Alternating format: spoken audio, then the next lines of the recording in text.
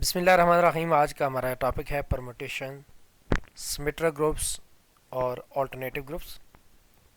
सबसे पहले हम बात करेंगे परमुटेशंस की। परमुटेशंस को थोड़ा सा डिटेल में पढ़ेंगे, परमुटेशन होती क्या है, किस टाइप की से होती हैं, और फिर उसके बाद हम बात करेंगे इवन परमुटेशंस की, और फिर हम दो इम्पॉर्टेंट टाइप्स ऑफ ग्रुप्स हैं, एक सिमेट्रिक ग्रुप है और एक अल्टरनेटिव ग्रुप है, उसको डिस्कस करेंगे।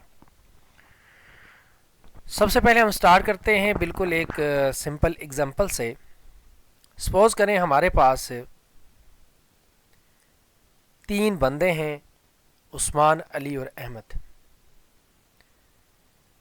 अब ये जो तीन लोग हैं, इन तीन लोग अगर बैठना चाहें तो कितनी पॉसिबल अरेंजमेंट्स हैं उनके बैठने की। मिसाल के तौर पर इन तीनों को मैं एक लाइन में खड़ा करना चाहता हूं। एक यहां पर है, एक यहां पर है, एक यहां पर है। तो इनको एक लाइन में खड़ा करने के कितने पॉसिबल वेज हैं। सबसे पहली चीज वो ये है कि हम बात करते हैं कि सबसे पहले हम आगे उस्मान को रखते हैं, उसके पीछे अली, उसके पीछे अहमद। ये एक अरेंजमेंट्स है। फिर हम ये करते हैं कि पहले उस्मान ही रहे, उसके साथ हम अली को खड़ा कर दें, उसके पीछे हम अहमद को खड़ा कर दें, उसके पीछे अली को खड़ा कर दें। चीज़ों को आप इमेजिन करने की कोशिश कीजिएगा कि ये मेरे पास उस्मान है, इसके साथ मैं लाइन में अली को खड़ा कर रहा हूँ और उसके साथ में अहमद को खड़ा कर रहा हूँ। अब ये मेरे पास पॉसिबल जो अरेंजमेंट्स हैं इसकी कितनी बनेगी। यहाँ पर आप देख सकते हैं कि मेरे पास 6 पॉसिबल अरेंजमेंट्स बन रही हैं। अब ये 6 अरेंजमेंट्स आती कैसे हैं, इनको ज़रा थोड़ा सा डिटेल से देख लें। कि सबसे पहले मेरे पास तो ऑप्शन है फर्स्ट। मेरे पास तीन लोग हैं, मेरे पास 3 ऑप्शन हैं कि उस्मान पहले नंबर पर आ सकता है, अली आ सकता है, अहमद आ सकता है। तो जो मेरे पास फर्स्ट पोजीशन के लिए चॉइसेस हैं वो कितनी हैं, वो हैं 3। इसी तरीके से अगर हम बात करें सेकंड पोजीशन की, तो पहली पोजीशन पे जब हम एक बंदे को फिक्स कर देंगे, फॉर एग्जांपल मैंने उस्मान को फिक्स कर दिया। अब जो दूसरी पोजीशन है, इस दूसरी पोजीशन के लिए मेरे पास कितने पॉसिबल वेज हैं। तो वो मेरे पास जो पॉसिबल वेज हैं वो 2 हैं। वो 2 कौन से हैं? वो मेरे पास पॉसिबल 2 वेज हैं कि मैं अली और अहमद में से किसी को यहां पर प्लेस कर सकता हूं, या अली को या फिर अहमद को। तो इसका मतलब है मेरे पास दूसरी जो सेकंड पोजीशन है उसके लिए मेरे पास पॉसिबल जो अरेंजमेंट्स हैं वो 2 हैं। और अगर मैं दूसरे पे अली को फिक्स कर दूं तो उसका मतलब मेरे पास सिर्फ एक ही ऑप्शन बच जाता है, तीसरे में वो अहमद है। तो थर्ड पोजीशन के लिए मेरे पास आ जाएगा 1। तो इसका मतलब मेरे पास 3 मल्टीप्लाई बाई 2 मल्टीप्लाई बाई 1 ये पॉसिबल अरेंजमेंट्स आएंगी। इसी तरीके से अगर मेरे पास 4 बंदे हों और 4 बंदों की हमने सीटिंग अरेंजमेंट करनी हो तो फिर कैसे करेंगे। हमारे पास जो फर्स्ट पोजीशन पर 4 ऑप्शन होंगे। एक बंदे को अगर हम पहली पोजीशन पे बिठा देते हैं तो आगे बचे 3।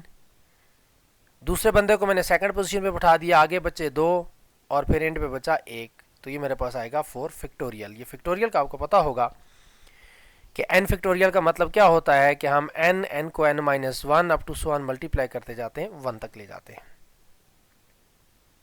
तो ये तो हमारे पास एक पॉसिबल अरेंजमेंट्स है किसी भी बंदे के बैठने की। ये कॉमन सा प्रॉब्लम है हमारा डेली लाइफ में। इसको ज़रा मैं थोड़ा सा और बेहतर तरीके से बताता हूँ। सपोज कीजिए कि आपके पास 3 कुर्सियाँ हैं, उनका ऊपर लेबल लगा हुआ है चेयर 1, चेयर 2 और चेयर 3, वो फिक्स हैं। अब आपने उन तीनों चेयर्स पर सीटिंग अरेंजमेंट करनी है, 3 बंदों को बिठाना है। आपके पास कितने पॉसिबल वेज होंगे उनको बिठाने के। नंबर 1 चेयर 1 पे उस्मान, चेयर 2 पे अली, चेयर 3 पे अहमद। दूसरी पॉसिबिलिटी क्या है कि चेयर 1 पे उस्मान ही रहे, मैं चेयर 2 पर अहमद को और चेयर 3 को पर अली को बैठा दूं। फिर मैं ये करता हूं कि चेयर 1 पे अली को बैठा देता हूं, फिर मेरे पास दो ऑप्शन बच जाएंगे कि चेयर 2 पे उस्मान आएगा, चेयर 3 पे अहमद आएगा, या चेयर 2 पे अहमद आएगा, चेयर 3 पे उस्मान आ जाएगा। इसी तरीके से अगर मैं चेयर 1 पर अहमद को बैठा देता हूं तो आगे मेरे पास दो ऑप्शन है कि चेयर 2 पे उस्मान आ जाएगा और चेयर 3 पे अली, या चेयर 2 पे अली और चेयर 3 पर उस्मान। अब ये जो मेरे पास एक पॉसिबल अरेंजमेंट्स बन गई, यही पॉसिबल अरेंजमेंट्स है, इनको हम कहते हैं परम्यूटेशन। हम जरा इसको थोड़ा सा मैथमेटिकली देखते हैं। हम ऐसा कर लेते हैं कि ये चेयर 1, चेयर 2, चेयर 3 को भी 1 2 3 कह देते हैं, अली अहमद उस्मान को भी 1 2 3 कह देते हैं, जो मैथमेटिकल नोटेशंस हम परम्यूटेशंस की पढ़ते हैं। होगा क्या, अब 1 1 पे, 2 2 पे, 3 3 पे, 1 1 पे, 2 3 पे, 3 2 पे, 1 2 पे, 2 1 पे, 3 3 पे।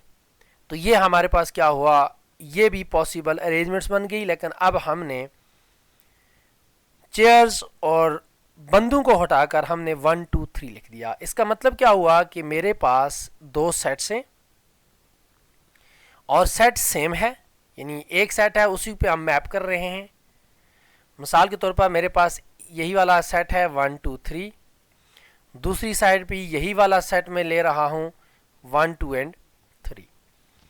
अब मेरे पास जो possible 1 1 and onto function हैं, जितने भी possible 1 1 and onto functions हैं इन दो सेट्स पर, वो मैं लिख रहा हूं। पहली बात यह है कि 1 का इमेज 1 हो, 2 का इमेज 2 हो और 3 का इमेज 3 हो।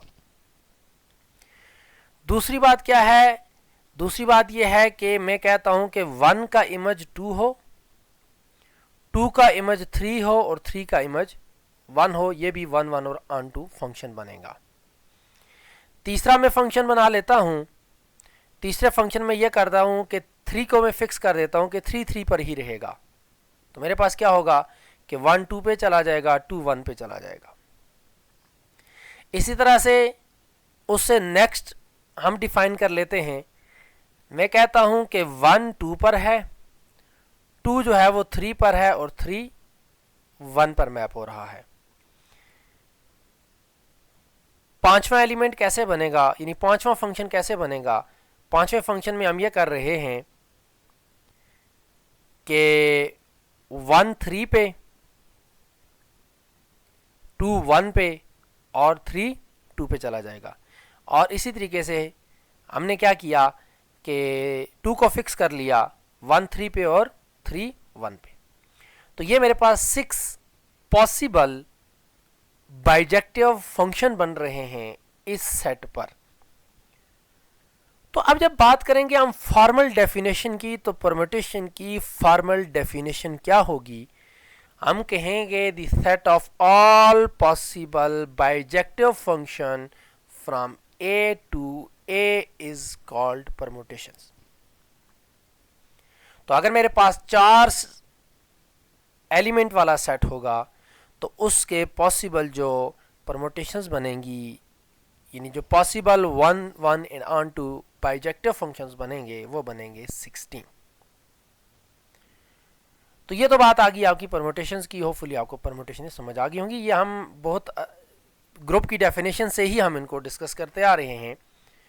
तो आज इसको हम बिल्कुल अलग इसलिए डिस्कस कर रहे हैं क्योंकि हमारे पास जो अल्टरनेटिव ग्रुप हैं और हमारे पास जो सिमेट्रिक ग्रुप हैं, ये इनकी खास प्रॉपर्टीज़ हैं और ये अलग तरह के ग्रुप एग्जिस्ट करते हैं।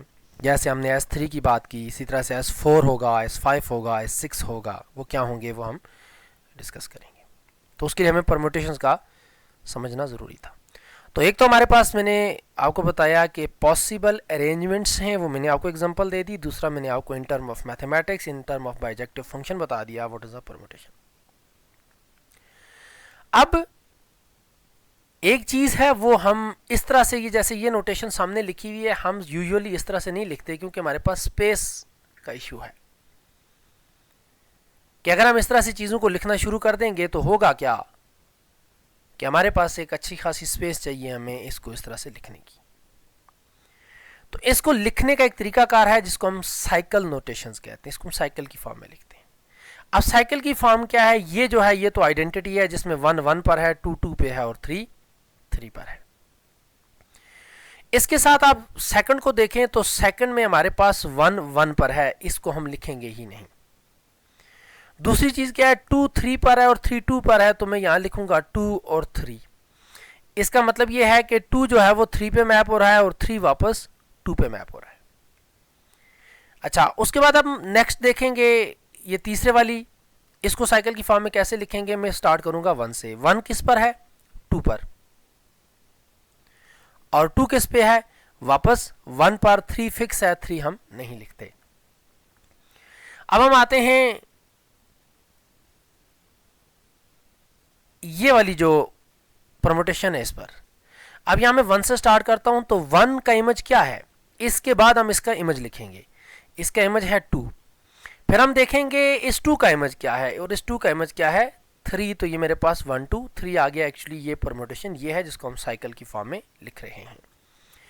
चूंकि जब आप S3 की बात करते हैं तो वहां पर हम यूजुअली परमुटेशंस को साइकिल की फॉर्म में ही लिखते हैं, तो आपको इस साइकिल से फुल परमुटेशन बनानी आनी चाहिए।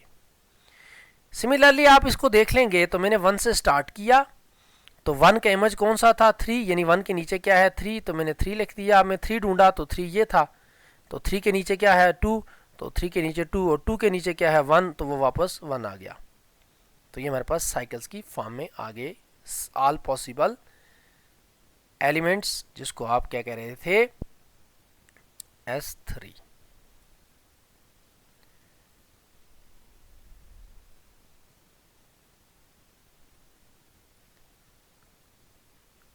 तो ये वो साइकिल की फॉर्म में है 1 2 3 1 1 2 1 3 2 3 1 2 3 एंड 1 3 2। ये मैंने आपको चीजें एक्सप्लेन कर दी हैं। अब आप जब भी परमुटेशंस की बात करेंगे तो वो इसी फॉर्म में होंगी। अब ये जो 1 है, बल्कि इसको हमने E कहा है, ये जो E है इस इज आइडेंटिटी परमुटेशंस। ये जो E है ये क्या है, आइडेंटिटी परमुटेशन है। इसको 1 से भी डिनोट किया जाता है, मैंने इसको E लिखा है। उसके बाद हमारे पास 2 साइकिल्स और 3 साइकिल्स। अब यहां पर देखें कि मेरे पास ये 1 और 2, 2 के बाद दोबारा 1 आ गया, तो साइकिल कितनी लेंथ है, 2। इस साइकिल की लेंथ कितनी है, 3। तो हमारे पास जो 2 साइकिल्स होते हैं उनको हम कहते हैं ट्रांसपोजिशन। ये भी आपने याद रखना है। अब यहां पर हमें एक बात पता चल गई कि अगर मेरे पास किसी सेट की कोऑर्डिनेलिटी जो है वो क्या हो, अगर किसी सेट की कोऑर्डिनेलिटी n हो, यानी मेरे पास एक सेट है उसके अंदर नंबर ऑफ एलिमेंट्स n हैं, तो उसकी परमुटेशन कितनी बनेगी, n फैक्टोरियल। अब एक बात तो ये आ गई, एक और कॉमन सी बात है, वो ये है कि फॉर एग्जांपल मेरे पास एक क्रिकेट टीम है और क्रिकेट टीम में मेरे पास 16 का स्क्वाड है। अब मैंने एट ए टाइम कितने प्लेयर खेल सकते हैं एक टीम में, वो 11 खेल सकते हैं। तो ये जो मेरे पास 16 में से 11 को सिलेक्ट करना है, ये भी एक प्रॉब्लम है। अब इसको हम कैसे लिखेंगे, इसका फार्मूला क्या है। So number of the permutations, यहां पर परमुटेशंस की जब हम बात कर रहे हैं तो ये हम प्लेयर के खेलने की जगह फिक्स हो कि पहला जगह पे कौन खेलेगा, दूसरे पे कौन खेलेगा, तीसरे पे कौन खेलेगा, चौथे पे कौन खेलेगा, and up to so on. क्योंकि अगर हमारे पास पोजीशन मैटर करेगी तो वो परमुटेशन बनेगी, और अगर पोजीशन मैटर नहीं करती तो वो भी देखेंगे कि वो क्या चीज बनती है। यानी अरेंजमेंट्स में जैसे मैंने कहा ना 1 2 3, तो हमने 3 बंदे बैठाए हैं, लेकिन वो मैटर कर रहा है कि पहले चेयर पे कौन बैठा है, दूसरी पे कौन सा है, तीसरी पे कौन है। अगर हम पहले बंदे को फिक्स कर दें, दूसरी और तीसरी चेयर को आपस में रिप्लेस कर दें, यानी बंदों को रिप्लेस कर दें कि जो दूसरी पे बैठा था वो तीसरी पे चला जाए, जो तीसरी पे था वो दूसरी पे आ जाए, तो ये नई परमुटेशन बन जाएगी। तो हमारे पास एक क्वेश्चन है कि find the number of the permutation of 5 distant objects taken 3 at a time. मिसाल के तौर पर मेरे पास 5 स्टूडेंट हैं, मैं 3 को किसी कंपटीशन में लेके जाना चाह रहा हूँ, तो मेरे पास कितने पॉसिबल वेज हैं कि उन 5 में से मैं 3 चूज कर लूँ, प्रोवाइडेड डैट कि ऑर्डर मैटर करता है। कि मेरे पास 5 लोग थे, मैंने कहा मैं पहले को, दूसरे को, तीसरे को सिलेक्ट कर लूँगा। ठीक है, मैं क्या कर लेता हूँ, पहले को ले लेता हूँ, दूसरे को ले लेता हूँ, तीसरे को ले लेता हूँ। अब ये जो पहला, दूसरा, तीसरा है, मैं इसकी अरेंजमेंट बना रहा हूँ कि पहले नंबर पे ये खेलेगा, दूसरे पे ये, तीसरे पे फिर मैं कहता हूँ नहीं, ये पहले पे खेलेगा, ये दूसरे पे खेलेगा और ये तीसरे पे खेलेगा। मैं कहता हूँ कि पहले पे तो यही खेलेगा, लेकिन दूसरे पे ये खेलेगा और तीसरे पे ये खेलेगा। तो इस तरह से मेरे पास ये परमुटेशंस बनेंगी, और इन परमुटेशंस को जब आप बात करेंगे तो इसका होता है PRN, ये फार्मूला होता है n factorial divided by n minus r factorial. तो हमारे पास कितने पॉसिबल वेज हैं, 60 पॉसिबल वेज हैं मेरे पास 5 में से 3 लोगों को। अगर मैं यहाँ पर यह कहूँ कि 5 में से 3 लोगों ने पोजीशनें लेनी है, पहली, दूसरी और तीसरी, तो कितने पॉसिबल वेज हैं, तो उसके 60 पॉसिबल वेज हैं कि हमारे पास 5 में से 3 की 3 पोजीशनें आए। अब इसका मतलब ये हुआ कि ये जो मेरे पास बंदा है M1, M2, M3, M4 और M5, ये 5 बंदे हैं। फॉर एग्जांपल मैंने M से डिनोट कर दिया। अब पहली पोजीशन इसकी भी हो सकती है, इसकी भी हो सकती है, इसकी भी हो सकती है, इसकी भी हो सकती है, इसकी भी हो सकती है। फिर अगर पहली पोजीशन फॉर एग्जांपल इसकी है, तो दूसरी पे हमारे पास 4 पॉसिबल ऑप्शन आएंगे। ठीक है, अब अगर दूसरी पोजीशन में फिक्स कर दूं तो यहां मेरे पास 3 पॉसिबल क्या आएंगे, 3 पॉसिबल मेरे पास ऑप्शन आएंगे, क्योंकि बंदे 5 हैं। इसी तरीके से चीज़ों को फिक्स करेंगे, सिंपल ये फार्मूला आप याद कर लेंगे, तो इस तरह से हमारे पास चीज़ें निकल आती हैं। तो अब permutation of the set A is a bijective function from A to A, ये अभी हमने बता दिया। और दूसरी चीज़ ये है कि हमारे पास अगर किसी सेट के अंदर एलिमेंट n हो तो उसमें number of permutation n factorial बनती हैं, और अगर हमने ज़्यादा में से कम चूज़ करने हों, परमुटेशनें बनानी हो, तो फिर हम क्या करते हैं, ये वाला फार्मूला यूज़ करते हैं। अब एक और हमारे पास चीज़ है, उसको हम कहते हैं कम्बिनेशन। अभी मैंने थोड़ी देर पहले आपको ये बात बताई थी कि अगर ऑर्डर मैटर करेगा तो उसे हम कहेंगे परमुटेशन, और अगर ऑर्डर मैटर नहीं करता तो उसे हम कहेंगे कम्बिनेशन। तो from 5 students how many committees of 3 student can B form. अब जब बात कमेटी की हो रही है तो फिर हमारे पास ऑर्डर मैटर नहीं करता कि किस ऑर्डर से वो कमेटी बने। लेकिन अगर हम कहें कि from 5 students how many committees of the 3 student can be formed such that we have 3 designations. मिसाल के तौर पर हम एक कमेटी बना रहे हैं जिसमें एक कन्वीनियर है, एक जनरल सेक्रेटरी और एक मेंबर है। ठीक है, अब 5 लोग हैं, उनमें से हम कैसे बनाएंगे, तो जाहिर बात है अब ये मेरे पास ऑर्डर मैटर करेगा कि इन 5 में से 5 पॉसिबिलिटीज़ हैं सदर की। इसी तरीके से अगर हम एक दफ़ा उसको फिक्स कर लेंगे तो फिर 4 पॉसिबिलिटीज़ मेरे पास आ जाएंगी। बाकी चारों में से कोई भी कन्वीनियर बन सकता है, सेक्रेटरी बन सकता है, मेंबर बन सकता है। तो इस तरह से हमारे पास इसके जो बनेंगे वो बनेंगे n factorial divided by n minus r factorial. लेकिन अगर मैं कमेटी की बात कर रहा हूँ तो उसमें पोजीशंस नहीं हैं, तो इसका मतलब है ऑर्डर मैटर नहीं करता। ये चीज़ बड़ी इंपॉर्टेंट है कि आपने क्वेश्चन की स्टेटमेंट से ये अंदाज़ा लगाना है कि ऑर्डर मैटर कर रहा है या नहीं कर रहा। अब ये कमेटी ऑफ 3 स्टूडेंट्स है, तो आप इसको देख लें, अगर आपके अदारे में जहाँ आप काम करते हैं या अगर आप स्टूडेंट हैं तो आपकी यूनिवर्सिटी में, तो अगर कोई कमेटी बन रही हो और रैंडमली के 3 बंदे चूज़ कर लेंगे तो उसमें फिर ऑर्डर मैटर नहीं करेगा। लेकिन अगर पोजीशंस भी इसके साथ दी हों तो फिर ऑर्डर मैटर करेगा। तो इसका जो फार्मूला कम्बिनेशन का होता है वो सिंपल वही है, लेकिन उससे हम r फैक्टोरियल को डिवाइड भी कर देते हैं। अब वही वाली जो परमुटेशन मेरे पास 60 बन रही थी वो कम्बिनेशन में सिर्फ 10 बन रही है। So what is the combination? A combination is a selection of r objects from n object where order does not matter, order does not matter. उसके बाद हमारे पास है साइकिल नोटेशंस। साइकिल नोटेशंस जो है वो मैं अभी एक्सप्लेन कर चुका हुआ हूँ कि ये जो सिग्मा है उसको हम कहते हैं 1 2 पे, 2 3 पे, 3 1 पे, तो ये एक पूरा साइकिल आ गया। हमने क्या करना है, 1 से इसको स्टार्ट लेना है, 1 से हमने जाना है उससे नेक्स्ट जिस पे वो क्या हो रहा है, जिस पे वो मैप हो रहा है, और फिर हम वहाँ से जाएंगे उससे नेक्स्ट और उसके नेक्स्ट, तो हमारे पास ये 3 साइकिल बन जाएगा। इसी से अगर 2 साइकिल की बात करेंगे तो फिर जहाँ पर जाकर वो ब्रेक हो जाएगा, तो इस तरह से ये, तो हमारे पास जो साइकिल है परम्यूटेशन सच डैट, साइकिल जो है वो कह रहा है कि परम्यूटेशन है, ये अभी जो मैंने आपको चीज़ें बता दी हैं ये n के लिए उसी को जनरलाइज कर रहा है। अब इवन और ऑड परम्यूटेशंस क्या होती हैं, अब ये जो 1 2 3 था इसमें इवन और ऑड कौन सी हैं। अब हमने कहा कि we write it as a product of the transposition, 1 3 पे, 3 1 पे, 1 2 पे, 2 1 पे। तो ये जो मेरे पास है जो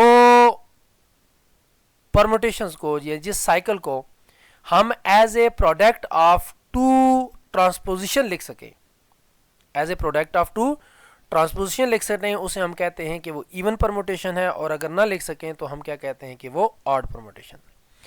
अब ये जो हमने 2 परम्यूटेशनें लिखी हैं, ये मैं ऑलरेडी एक दफ़ा डिस्कस कर चुका हूँ, इसको मैं दोबारा से एक दफ़ा आपको इसकी चीज़ बता देता हूँ। ये जो 1 3 है ये क्या है, 1 3 हमें अभी हमने पढ़ा है कि ये 1 2 3 है, ऊपर फिक्स रहेगा, 1 किस पे जा रहा है, 3 पे, और 3 वापस किस पर है, 1 पे, और 2 यहां पर क्या है, फिक्स है। और नेक्स्ट जो मेरे पास परम्यूटेशन बन रही है वो है 1 2 3, ऊपर वाला हम एज इट इज लिखते हैं 1 2 3, इसको दोबारा से लिख देता हूं।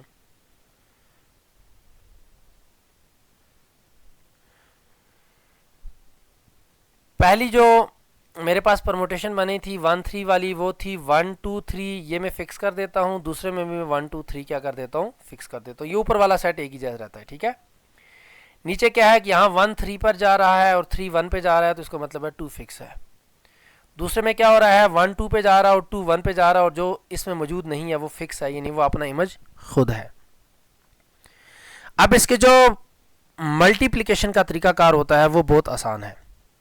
वो आसान कैसे है कि हम सबसे पहले इसको 1 2 3 ही लिखते हैं। ये एक्चुअली क्या चीज़ है, ये actually composition of the function है। ये क्या है, कंपोजिशन ऑफ द फंक्शन। हम क्या कहते हैं कि 1 का इमेज 3, फिर देखते हैं 3 का इमेज क्या है, 3 का इमेज वापस 3, तो इसका मतलब 1 का इमेज 3 चला जाएगा। इसी तरीके से हम 2 का देखते हैं, तो हम कहते हैं कि 2 का इमेज यहाँ 2 था, इधर देखते हैं कि यहाँ पे 2 का इमेज क्या है, वो 1 है, तो इसका मतलब है 2 का इमेज 1 हो जाएगा, ठीक है। तो ये एक्चुअली हम इस तरह से कर रहे हैं कि एक सेट ये है, एक सेट ये है, एक सेट ये है, यहाँ एक एलिमेंट है उसका, यहाँ एक इमेज है, और यहाँ एक एलिमेंट है उसका इमेज यहाँ पर है, तो हम डायरेक्ट यहाँ से इसके इमेज पे चले जाते हैं। ये कंपोजिशन ऑफ द फंक्शन आपको पता होगा, आपने पढ़ाया भी होगा, शायद पढ़ा भी होगा। लेकिन इसको जो सिंपल बात है कैलकुलेशन कैसे करते हैं वो मैं बता रहा हूँ कि 1 2 3 हम यहाँ पर लिख लेंगे, और उसके बाद ये जो नीचे लिखा हुआ है इसको मैं एज इट इज यहाँ लिख लेता हूँ 3 2 एंड 1। अब जो सेकंड परम्यूटेशन है उसको मैं अरेंज करूंगा, मैं यही वाली जो चीज़ है 3 2 1 लिख लूंगा। क्या कर लूंगा, 3 2 1 लिख लूंगा। अब मैंने देखना है कि 3 का इमेज क्या है, तो वो 3 है, यहाँ देखूंगा 2 का इमेज क्या है, तो वो 1 है, यहाँ मैं देखूंगा 1 का इमेज क्या है, तो क्या है 2 है। अब ये जो रेड वाला था इसको मैं निकाल देता हूँ बीच में से, तो मेरे पास क्या बचेगा, ऊपर बचेगा 1 2 3, और नीचे ऊपर जो था वो मेरे पास आ गया 1 2 3, यानी ये वाला, और नीचे मेरे पास क्या बन गया, नीचे मेरे पास है 3 1 एंड 2। अब ये जो 1 2 3 और 3 2 1 है, इसको अगर मैं साइकिल की फॉर्म में लिखूं तो 1 से स्टार्ट करूंगा, तो 1 का इमेज क्या है 3, और 3 का इमेज क्या है 2, और 2 का इमेज वापस क्या है 1। तो इसका मतलब ये हुआ, ये जो 1 3 2 था, इसको फिर 1 3 2 1 2 3, ये 1 3 2 है, ठीक है, 1 3 एंड 2। तो 1 3 2 जो है वो प्रोडक्ट है किसका, 1 3 का और 1 2 का। इसको आपने कैलकुलेशन चेक कर भी कर लेनी है, बस उसका टाइपिंग मिस्टेक हो जाती है।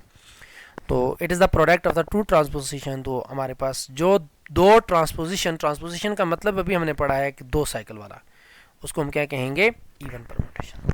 और अगर नहीं होगा तो उसे हम क्या कहेंगे, ऑड परम्यूटेशन। ये इवन और ऑड परम्यूटेशन की डेफिनेशन है। अब हम आते हैं इसकी डेफिनेशन की तरफ। A permutation is even if it can be written as the product of even number of the transpositions. ठीक है, अभी हमने 2 1 की बात की थी, तो अगर वो 4 के प्रोडक्ट पे तौर पे 6 के 8 के भी लिखा जाए, क्योंकि जब हम सेट बड़ा ले लेंगे तो जाहिर बात है वहाँ पर आपके पास ट्रांसपोजिशन एक से ज़्यादा आएंगी। मिसाल के तौर पर मेरे पास नंबर है उसमें 8 एलिमेंट्स हैं, ठीक है, या 6 एलिमेंट्स हैं, तो फिर उसमें हमारे पास जो नंबर ऑफ ट्रांसपोजिशन बन सकती हैं, जैसे 1 2 एक ट्रांसपोजिशन है, 2 3 एक ट्रांसपोजिशन है, 1 2 3 4 जैसे एक ट्रांसपोजिशन है, 3 4 पे 4 3 पे। अच्छा, बाकियों को फिक्स कर लेता हूँ, मैं कहता हूँ कि 1 5 पे और 5 1 पे, तो 1 5 आ गया। इसी तरीके से मैं कहता हूँ कि 2 6 पे और 6 2 पे, बाकी सारे फिक्स हैं, तो इस जगह आप 4 परमुटेशन बन गई हैं।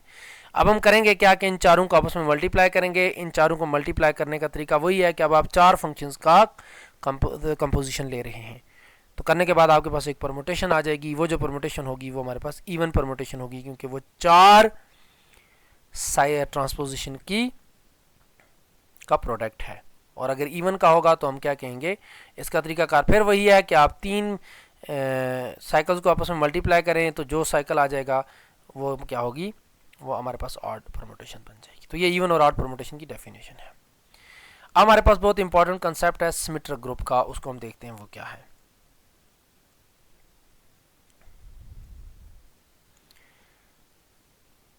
अभी जो हमने एक सेट पढ़ा, हमने सेट का क्या था, वो 1 2 3 की तमाम परमुटेशंस थी, और वो 1 2 3 की जो तमाम परमुटेशंस हैं वो हमारे पास S3 की इस फॉर्म में आ गई, ठीक है, ये हमने पिछले लेक्चर में भी डिस्कस किया था। तो 1 2 1 3 2 3 1 2 3 और 1 3 2 इन टर्म्स ऑफ साइकिल्स, तो इसको हम डिनोट करते हैं S3 से। तो ये सिमेट्रिक ग्रुप है 3 पर। अब ये जो S2 होगा वो क्या होगा, वो हमारे पास 2 सेट पे परमुटेशन बनेगी, एक आइडेंटिटी और एक 2 1। क्यों, क्योंकि अगर मेरे पास बंदे 2 हैं या मेरे पास सेट में एलिमेंट्स 2 हैं, तो एक तो ये है कि 1 1 पे और 2 2 पे ही चला जाए, और दूसरी जो इसकी परमुटेशन बनेगी वो ये बनेगी कि 1 जो है वो 2 पे मैप और 2 1 पे मैप हो। इसके अलावा तीसरी कोई पॉसिबिलिटी इसमें मौजूद नहीं है। और अगर हम सीटिंग अरेंजमेंट की बात करें, तो एक बंदे को अगर हम फिक्स कर लेंगे तो डेफिनेटली हमारे पास एक ही ऑप्शन है कि वहाँ दूसरा बंदा ही आकर बैठेगा, ठीक है। तो हमारे पास यहाँ इसकी जो परमुटेशन बनेगी वो 2 बनेगी, लेकिन चूंकि हम S3 की बात कर रहे हैं, 3 सेट के एलिमेंट्स पे परमुटेशन की बात कर रहे हैं, तो क्या होगा, इसको हम कहते हैं सिमेट्रिक ग्रुप। और ये सिमेट्रीज होती हैं ट्रायंगल की, ये भी मैंने एक क्लास में आपको बताया हुआ है सिमेट्रीज का कि वो कैसे बनाती हैं। यानी एक ट्रायंगल है, उसके वर्टेक्स को हम नाम दे देते हैं 1 2 3 या ABC, तो वो उसको आप रोटेट करते जाएं 60 के एंगल पर, तो वो जो नई आपके पास ट्रायंगल बनेगी उसको हम अगर दूसरी ओरिजिनल ट्रायंगल के वर्टिसेस पे मैप करें, मतलब मेरे पास एक ट्रायंगल ये है और एक ये नई बन गई रोटेट करके, यहाँ मेरे पास 1 2 3 था, अब जब मैंने रोटेट किया तो 1 यहाँ चला गया, 2 यहाँ चला गया, तो 3 यहाँ आ गया, तो यहाँ पर क्या होगा, यहाँ हम उसी तरह की परमुटेशंस लिखते हैं। हम कहते हैं कि 1 जो है वो 2 पे चला गया और 2 3 पे चला गया और 3 वापस 1 पर आ गया। और इसी तरीके से अगर हम इस 3 को फिक्स कर लें फॉर एग्जांपल और इसको फ्लिप कर लें, तो हम कहते हैं कि 2 1 पे चला गया और 1 2 पे। तो इस तरह का मतलब ये हुआ कि 3 जो हमारे पास सिमेट्रीज आएंगी वो ट्रायंगल की रोटेशंस आएंगी आपके पास 60 एंगल पे, और 3 इसकी रिफ्लेक्शन आएंगी जिसमें हम एक कॉर्नर को फिक्स कर लेंगे। मसलन मेरे पास इसके चूँकि 3 कोने हैं, अगर मैं इसको फिक्स करूँगा तो ये यहाँ चला जाएगा और ये यहाँ आ जाएगा, और अगर मैं इसको फिक्स करूँगा तो ये इधर चला जाएगा और ये वाला कोना उठ के इधर आ जाएगा। तो ये हमारे पास क्या है, सिमेट्रिक ग्रुप इसको इसीलिए कहते हैं। The symmetric group Sn is a group of all permutation of a set with n elements under compositions, और इसके जो आर्डर होता है इस ग्रुप का वो होता है n फैक्टोरियल। तो अगर आपको कहा जाए कि S6 का आर्डर क्या होगा, तो आपने सिंपल 6 फैक्टोरियल निकाल देना। अगर कोई आपको कहे कि S3 का आर्डर क्या होगा, तो 3 का फैक्टोरियल निकाल देंगे। इसी तरीके से अगर आपको कोई कहे कि S100 का क्या होगा, आर्डर क्या होगा S100 का, तो आपने जस्ट 100 का फैक्टोरियल निकाल लेना है। इतना बड़ा तो नहीं देते हैं, लेकिन जस्ट मैंने आपको एग्जांपल दे दी कि जितना मर्जी बड़ा नंबर हो, आपने क्या करना है, उसको इस तरीके से निकाल देना है। अल्टरनेटिव ग्रुप क्या होते हैं, अल्टरनेटिव ग्रुप जो होते हैं वो हम उसको डिनोट करते हैं AN से, और वो हमारे पास होती हैं नंबर ऑफ इवन परमुटेशंस। तो ये आपने बात याद रखनी है कि जैसे मेरे पास यहाँ पर S3 है, इसमें 3 परमुटेशनें जो होंगी वो इवन होंगी और 3 परमुटेशनें क्या होंगी, ऑड होंगी। और उसमें जो आइडेंटिटी है वो इवन भी होगी और ऑड भी होगी, उसको छोड़कर जो बाकी हैं उनकी हम बात कर रहे हैं। तो इसका मतलब ये हुआ कि हमारे पास 3 इवन बनेंगी, 3 क्या बनेंगी, ऑड बनेंगी। और जो इवन परमुटेशंस होंगी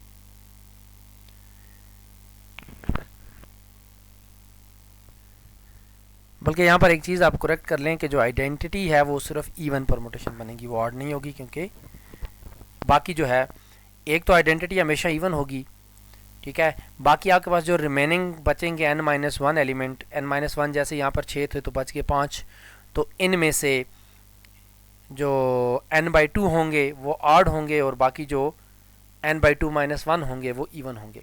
यानी अगर आपको ये बात समझ आई है तो इसमें बताना ये चाह रहा हूँ कि जब भी आप सिमेट्रिक ग्रुप लेंगे तो उसमें से एक आइडेंटिटी आप निकाल लेंगे और उसके अलावा बाकी में से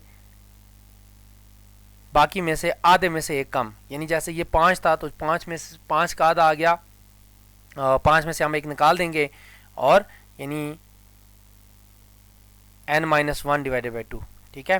5 में से हमने एक निकाल दिया 4 और 4 को हमने आधा किया तो 2, बाकी 2 और एलिमेंट हम ले लेंगे। जैसे ये 2 एलिमेंट्स हैं फॉर एग्जांपल जो कि इवन परमुटेशंस हैं, तो मेरे पास एक बन गया E, एक बच गया 1 2 3 और एक मेरे पास आ गया 1 3 2। तो ये मेरे पास अलग से ग्रुप बनाता है और इसे हम कहते हैं अल्टरनेटिव ग्रुप। AN का मतलब है set of all even permutations on a set n, ठीक है, जिसमें से n एलिमेंट्स जो एक आइडेंटिटी आ जाएगी और बाकी जो है वो n-1 डिवाइडेड बाई 2 एलिमेंट्स हो रहेंगे। इसमें जो इवन परमुटेशंस होंगी, आड को हम अलग कर देंगे, इसको हम कहते हैं अल्टरनेटिव ग्रुप। और ये हमेशा सब ग्रुप होता है S3 का यानी Sn का। और जो ये AN है ये हमेशा सब ग्रुप होगा किसका, Sn का। ये बात आपने याद रखनी है। और इसका आर्डर कितना होता है, इसका आर्डर हमारे पास होगा n डिवाइडेड बाई 2, क्योंकि हमारे पास आधी जो परमुटेशंस हैं वो इवन होती हैं और आधी जो हैं वो क्या होती हैं, ऑड होती हैं। तो यहाँ तक हमें चीज़ें हो गई हैं, यानी हमने परमुटेशंस को डिटेल में पढ़ा, परमुटेशंस की मल्टीप्लिकेशन कैसे होती है, उसके बाद हमने सिमेट्रिक ग्रुप की बात की या परमुटेशन ग्रुप की बात की, और उसके बाद हमने बात की है किसकी, अल्टरनेटिव ग्रुप की। और उसके साथ हमारे पास कुछ MCQs हैं। इन MCQs को आप देख लेंगे। Number of the even permutation in S5। अब S5 में टोटल परमुटेशन कितनी हैं, S5 में टोटल आपके पास परमुटेशन आएंगी 5 का factorial, 5 multiply by 4 multiply by 3 multiply by 2। तो उसका आप आधा कर लेंगे तो इवन परमुटेशन बन जाएंगी। इसी तरीके उसने कहा है कि जो 1 2 है ये इवन है, ऑड है, आइडेंटिटी है, 3 साइकिल है। 3 साइकिल तो है नहीं है, 2 साइकिल है। आइडेंटिटी भी नहीं है क्योंकि उस 2 चीज़ें तो निकल गई। अब हमारे पास ऑप्शन बच गए हैं सिर्फ 2, एक इवन और एक ऑड। तो क्या ये इवन है, ये ऑड है? चूँकि ये 2 साइकिल है तो 2 साइकिल का मतलब है ये सिर्फ एक ट्रांसपोज पे ही लिखा जा रहा है, तो लिहाजा ऑड होगी। तो ये बात आपने याद रख लेनी है कि जब हमारे पास 2 साइकिल वाला या ट्रांसपोज होगी और ट्रांसपोजिशन होगी, क्या होगी, ट्रांसपोजिशन होगी, यानी 2 साइकिल अगर परमुटेशन होगी तो ऑड होगी। इसी तरीके से आर्डर ऑफ 1 2 3 का मतलब है कि 1 2 3 को हम इसी से मल्टीप्लाई करते जाएंगे, देखेंगे कि कितने मल्टीप्लिकेशन के बाद वो आइडेंटिटी दे रहा है, जितने एलिमेंट के बाद वो आइडेंटिटी दे देगा तो वो उसका आर्डर हो जाएगा। A4 का आर्डर क्या होगा, A4 के आर्डर के लिए हमें सबसे पहले S4 का आर्डर निकालना पड़ेगा, और S4 का आर्डर है 4 फैक्टोरियल यानी 16 का आधा करेंगे तो बच जाएगा 8। Permutation written as a product of the 2 transposition definition है और किसकी, इवन की। 2 हो, 4 हो, 8 हो, 6 हो तो वो इवन परमुटेशन बनेंगी। Total permutation of the 6 element, तो 6 का factorial 6 multiply by 5 multiply 4 multiply by 3 multiply by 2 multiply by 1। इसी तरीके से ये बाकी जो एग्जांपल्स हैं ये आपने कर लेनी है। इसका साथ सोल्यूशन भी दिया हुआ है, ये नोट्स में आपको शेयर कर दूंगा। तो आज के लिए इतना ही। नेक्स्ट हम पढ़ेंगे डायरेक्ट प्रोडक्ट को। तो अगर आपको कोई क्वेश्चन हो तो यहाँ नंबर दिया हुआ है, आप इस पर मुझसे क्वेश्चन पूछ सकते हैं, किसी भी तरह का ग्रुप में डिस्कशन कर लें। अगर फिर भी आपको कोई कन्फ्यूजन है तो आप मुझसे डायरेक्ट रब्ता कर चीज़ें पूछ सकते हैं। तो मिलते हैं नेक्स्ट लेक्चर में, जो कि हमारे पास है direct products of the groups.